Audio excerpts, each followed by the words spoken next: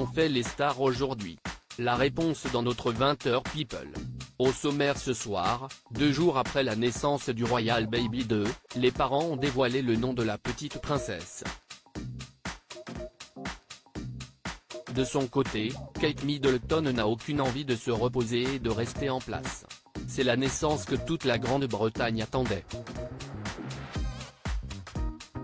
Ce samedi, Kate Middleton a fait une apparition très remarquée à l'hôpital Saint-Marie, quelques heures avant de donner naissance à son 2e enfant.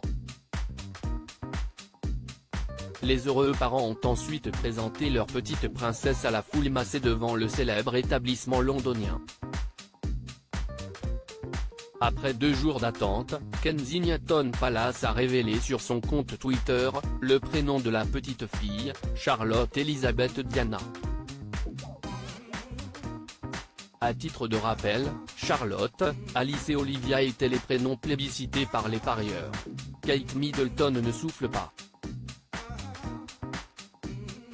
2 jours après la naissance de son 2e enfant, la duchesse de Cambridge aurait déjà fait ses valises pour regagner sa résidence dans Mayo et n'a eu que quelques heures pour se reposer, après avoir accueilli les proches de la famille chez elle. Bien décidés à pouponner en toute discrétion, les parents ont décidé de séjourner dans leur résidence située dans le comté de Norfolk afin de prendre soin de leurs 2 enfants à l'abri des regards indiscrets. Et sinon, dans le reste de l'actualité. Ce samedi, la star du rap français, Lady Leslie s'est rendue sur le plateau de Salut les Terriens à l'occasion de la sortie de son livre, Dans la lumière. L'invité du soir est revenu sur son enfance difficile.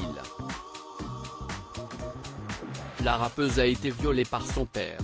Quand il a tourné son regard vers moi, j'ai su ce qu'il allait faire et j'ai essayé d'ouvrir la porte. Et là, évidemment il l'a bloqué, à partir de ce moment-là, j'étais morte. Mon père était mort, a-t-elle raconté à Thierry Ardisson. Séquence émotion à l'antenne de RTL. À l'occasion de la sortie de son autobiographie Accrochée à la vie, journal d'une renaissance, la sœur de Manuel Valls a raconté son long combat contre la drogue. Je n'ai jamais voulu mourir, j'ai vite été infecté du sida et de l'hépatite C rien qu'en me shootant et j'ai vécu quelques années d'enfer mais ça n'était pas une vie pour moi, c'était une vie d'esclave, a-t-elle témoigné. Merci de nous avoir lus. Rendez-vous demain pour un nouveau point sur l'actualité People. Excellente soirée sur closer.fr.